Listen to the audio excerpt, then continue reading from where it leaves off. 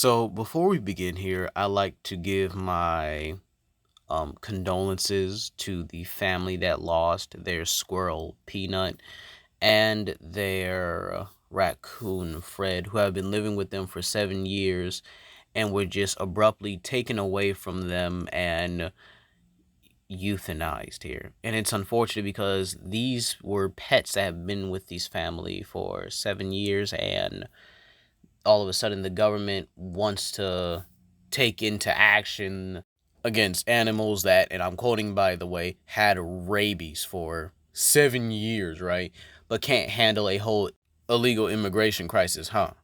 But again, my condolences to the family, and I hope that y'all press charges against the person who reported both Peanut and Fred to the government. But without further ado, let us begin here. The last time we left off, the Autobots and Decepticons were racing around the world to get Predacon fossils. And so, with the help of Dreadwing, they were able to secure their own Predacon fossils, and with some encouragement from Dreadwing as well, use them to create their own Predacons. Hunger, Twin Strike, Blight, Ripper Snapper, and Windraiser.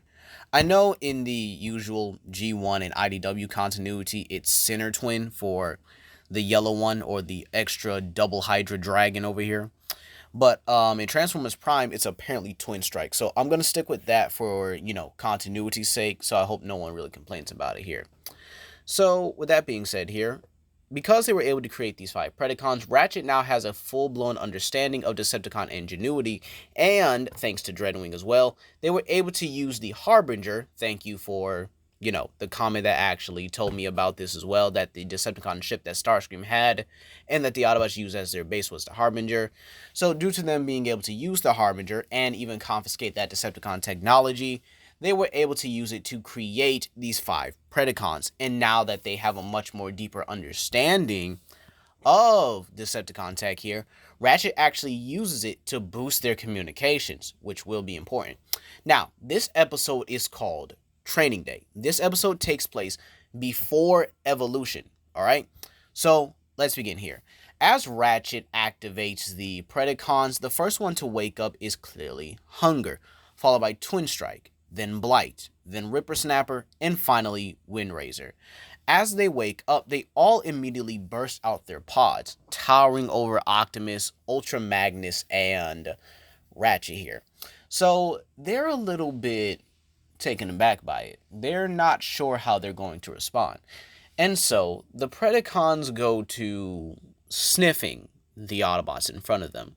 This is when Dreadwing arrives, and well, he tells them that their Energon scouting mission was a success, and then he freezes at the sight of the huge Predacons in front of them. And he's asking them, and pretty much asks Ratchet in general, are they haven't attacked yet, have they? To which Ratchet's like, no, they're kind of just sniffing us out right now. And this is where Hunger actually goes on to lick Ratchet. A little affectionately, and a little bit of a tasting manner here. To which the other Predacons then kind of do the same to Optimus and Ultra Magnus and Dreadwing, kind of sniffing him out, and, they're trying to get a feel for everybody here. However, the moment they see daylight outside, they immediately bust through the facility and, well, take off around the area. The humans around the area immediately evacuate. Some of them even take fire at the Predacons, and this kind of just sends them into a rage. While it doesn't hurt, it's still a threat to them nevertheless, or at least perceived as a threat. So, obviously, like most if not all Predacons, they all breathe fire. Yeah, that's great. Yeah, all these dragons and these Predacons here just breathing fire over a human military base. Yay. Oh man, this has gotta suck, doesn't it? So, with that being said here, the Autobots go to pretty much contain the Predacons and trying to get a hold of them here. However, Ultra Magnus, now realizing that their communications are back up, actually tells Ratchet that he needs to make a call to Cybertron and hopes that the ground bridge is ready. To which Optimus and, Ratchet pretty much tell him like, yeah, the ground bridge is ready here. Why? Good, because he has an idea. So Ultra Magnus runs off to inside of the base, or the other base that wasn't used for the lab here. Or I probably am just going to say the main base here, Hangar 7, I think it was, right? And he goes to communication and he's talking to somebody. He's telling them he needs their help right now, as he feels like he's the only one that can handle this situation here. To which the person on the other side tells them, okay, yeah, he'll be there. Just, open the ground bridge and I guess, I can pop up. I'm too busy right now. So, with that being said here, the Autobots, RC, Wheeljack, Bulkhead, Smokescreen, and Dreadwing, as well as with Bumblebee, all contain the Predacons. They are able to at least round them up and push them back, with the most difficult one being Windrazor, as he is a flyer. And again, they did not have any flying Autobots at that moment. However, a space bridge opens. I know I meant to say ground bridge, but again, I think I really meant space bridge because, apparently there's a difference, but it is what it is. So, with that being said, a space bridge opens and out walks someone they haven't seen in years, decades by their standards, and that would be Grimlock. He pretty much approaches the group, asking them what's going on, and sees the destruction in front of him. Then he sees the Predacons, to which RC, Bumblebee, and Bulkhead all immediately point like, look, just, can you handle this real quick? We kind of need your help here. To which he's like, I'm on it, and immediately turns into his T-Rex form, which does shock the group, obviously. And then he proceeds to tackle Hunger, figuring out that Hunger is probably the leader of this group, considering he is considerably bigger than the others here. Grimlock tackles him, and they get into a heated battle, to which Grimlock then beats Hunger into submission pretty quickly and pretty efficiently, because Grimlock is a much more experienced fighter, and while yes, he is in his beast form, he is still able to think like a tactical fighter, pulling Hunger's leg out and pretty much causing him to fall over, and then stomping on his neck, and then threatening to breathe fire, to which Hunger then lowers his heads in submission, to which the other Predacons do the same when Grimlock shoots them a look like, y'all better follow suit. So basically, Grimlock is now in control, or at least seen as I guess you could say as the alpha of the group here. To which he transforms into his robot mode and tells them to sit, to which they all do obediently. This is when he does greet Ultra Magnus again, telling it that it's, good to see him here. And Optimus is a little taken aback by Grimlock's more calmer, yet still kind of stubborn demeanor here. Because again, Grimlock was brash, Grimlock was usually arrogant about everything, and again, to see Grimlock being, well, not only a Dinobot here, but also being this strong and capable of leading at this point here, it actually does make Optimus think of how much everyone has really changed, how much his team has grown, and now 5 Predacons and a Dinobot later, along is with one of the few Decepticons that have actually been able to change and be inspired to change, and saw the flaw in his cause here. Optimus would actually have a smile on his face, because he feels like now there's really hope for the future of Cybertron. And so, this is where I would have Optimus and Grimlock do have a conversation with each other. And Dreadwing introduces himself to Grimlock as well here, to which Grimlock is slightly, curious on why Dreadwing betrayed Megatron, And, well, he pretty much tells him his side of the story, like I've done for the last 2 parts here. And, Grimlock does accept this. He does accept Dreadwing into the team, albeit he is slightly cautious of him. To which Dreadwing says he hopes that in time he could earn his trust as well, as he's done with the others. So, with that being said here, Grimlock then goes to train with the Predacons here, pretty much having them learn combat tactics and pretty much having them respond to commands.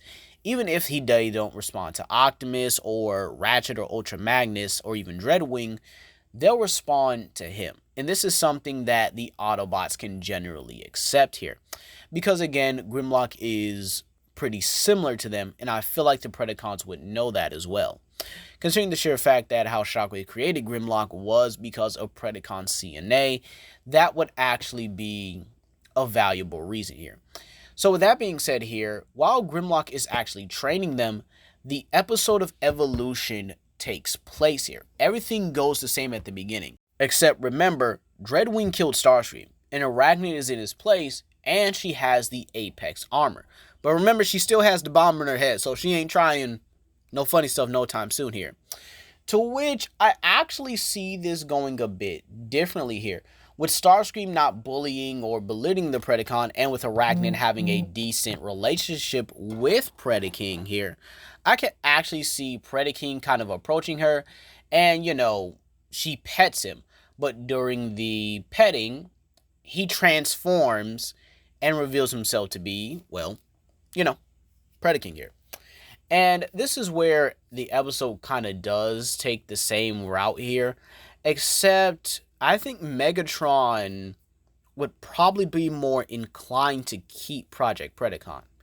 Because again, Predaking, I think Megatron had more of a fear of Predaking rebelling, more so due to Starscream's treatment rather than fearing of his savage might.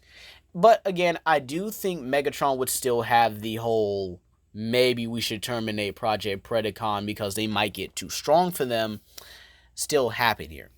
To which they still orchestrate the plan, but Megatron has Shockwave place 2 Predacon pods on the Decepticon warship, to which those Predacons will gestate and be the Predacons of the future. However, this is just a safety precaution, as, they are going to have to set the rest up to explode here. So, with that being said here, the episode still takes place with the Decepticons using Energon to lure out the Autobots, and all the Autobots go, except for, obviously, Ratchet, Grimlock, and their Predacons. They stay behind, not only because, again, Ratchet's really not out there in the field, but Grimlock kind of stays there to make sure he hones the Predacons, to make sure he trains them fully. And this is where, during his training exercise, and he transforms back from his Dinobot form into his robot form, and he tells them all good job, they actually transform themselves, and Hunger says, finally, we've done it. And then Twin Strike will follow suit. Blight will follow suit. Ripper Snapper will follow suit. And then while it does take Windraiser a minute, he transforms too. So this means that we actually have all 5 Predacons learning to transform. And in a cute moment, actually, something that even Miko gets on camera and stuff here, they all tackle and hug Grimlock affectionately, calling him their father and stuff like that. And Grimlock's a bit like, no, that's not, you know what, I'm just going to accept it here. Just might as well, right? And so with that being said here, yeah, they have 5 new fully functional Predacons to their team. Now, back to the Evolutionary episode mission. Instead of Wheeljack going with Ultra Magnus, it's Dreadwing in this timeline. However, with the death of Starscream, there's no one to foil Shockwave from packing up his lab of all of his valuable things. This means he even takes some of the synthetic energon with them, and they actually leave here. And this is because, Arachnid is a bit more team-like than Starscream is. So, yeah, Shockwave will be able to pretty much already have his belongings out and would just kind of be there to play, the role here. However, Shockwave narrowly misses, and I mean this, narrowly misses Dreadwing blowing his eye out. And again, once that happens, Shockwave regresses a ground bit from Soundwave and gets out of there. So this is where, he activates Project Predacon, and well, like in canon, but probably on a much higher scale considering Dreadwing's bombs are a lot more powerful than Wheeljack's. Yeah, so this explosion would likely be on a much larger scale, with Dreadwing and Ultra Magnus going to their vehicle modes and fleeing just like in the original. Then Predaking shows up, he withstands the explosion like it's nothing, and this kind of gets Dreadwing thinking, wait a minute, we got 5 of these guys at home, this ought to be interesting. Then, well, The fight actually goes just like in canon, except Dreadwing and Ultra Magnus are a lot more, I guess you could say, a bit more skilled and tactical here. And with Dreadwing having much more suitable and sustainable firepower, it's very possible he does plan to bomb on Predacon and tries to blow him up. However, this is where I would have Predacon activate his blasters much earlier in the timeline than in canon, and actually is able to shoot one of the explosives before Dreadwing actually, is able to throw at him. This damages Dreadwing's hand, and Ultra Magnus does have to help him out here. However, it doesn't fully blow his hand off here, because again, Dreadwing is tough enough to withstand, his own explosions here. And so, with that being said here, Predacon does get the upper hand, albeit slightly more difficulty than with Wheeljack and Ultra Magnus, because again, the Autobots have a bit more training, and Dreadwing and Ultra Magnus have been able to train together to get used to each other. So they have a very unique and very unpredictable synergy, I would say here, which does throw Predacon off, unlike with Wheeljack and Ultra Magnus. So, with that being said here, Predacon does get the upper hand. However, before he kills them here, a ground bridge opens and out pops out Grimlock, and he tells them, get him. This is where the other Predacons, or Grimlock's team here, definitely going to find a name for them pretty soon here. I don't want to call them the Terrorcons or whatever. But, yeah. He tells all 5 of his Predacons to attack, and to which they all run out in their beast forms, and they absolutely beat down Predacon. They start gnawing at him, tearing at him and stuff here. But once Predacon turns to his beast form, he's able to at least bat them away somewhat, to which they turn into their beast forms respectively, and then dogpile him even harder, forcing Predacon to retreat here. This means Ultra Magnus doesn't lose his hand, and he's able to keep the Forge of Soulless Prime here. However, when Predacon returns to the ship here, he is actually greeted by 2 other Predacons, that being Skylynx and Darksteel. But today is honestly a pretty good day for the Autobots, and in all honesty, I think a pretty good day for Predacon as well. He's not alone. He's not the only Predacon there. So, in all honesty, it does help here. However, Megatron still thinks he lacks the necessary firepower needed. So, he makes a call. This is where we go into our next episode, The Thrall. And this is where I would have one of the military bases actually be attacked here. And obviously, you know where this is going. However, instead of Optimus and sending the Autobots, he wants to see how the Predacons do by themselves on their first mission. And so, Hunger, Blight, Twin Strike, and Ripper Snapper, Ripper Snapper, and Windraiser all go out to this military base. They're excited, they're pumped up, they're energetic, they finally get to go on their own mission. And this is where 5 militaristic vehicles roll out. You already know who these guys are. Onslaught, Brawl, Swindle, Vortex, and Blastoff. The Combaticons are a bit confused. Hey, aren't you guys with Megatron? To which Hunger's like, no. To which he points to their insignia. But it's not the Predacon one. It's the Dinobot insignia instead here. To which Onslaught recognizes that symbol. So you're a part of Grimlock's team. To which they say yes, they're a part of their father's team. To which, again, this confuses the Combaticons even further. But then Blight's like, stop all that yapping and let's throw these hands. To which the Predacons in their robot form and the Combaticons in their robot form all go toe-to-toe and head-to-head with each other. They start fighting, they start battling, everything goes the way it does here. However, due to the Predacons having a much better, I guess you could say, combat effectiveness, or being much more skilled due to their training with Grimlock here, they're able to even push back the Combaticons, who are again very skilled themselves here in terms of hand-to-hand combat. This is where Onslaught says, okay, enough playing around. Combaticons, combine. To which the Predacons are a bit taken aback, seeing all 5 of these Cybertronians become one. To which Bruticus pretty much takes advantage of this and pretty much hits them all with a sonic pain wave. Luckily for them, they're durable enough to withstand this. However, this is where Hunger tells them to transform and annihilate, to which everyone goes into their beast forms, with Rin Razor taking to the sky, Blight digging underground, yes, I'm going to give him the ability to burrow, and Rippersnapper actually utilizing a corrosive, highly pressurized boiling water, which again could burn metal. Okay, that's what I'm giving Rippersnapper. As for Blight and Twin Strike, not Blight and Twin Strike, Hunger and Twin Strike, they'll be able to breathe fire. Because again, that in all honesty, they're pretty similar. Except you could probably say Hunger's just stronger while Twin Strike is just faster.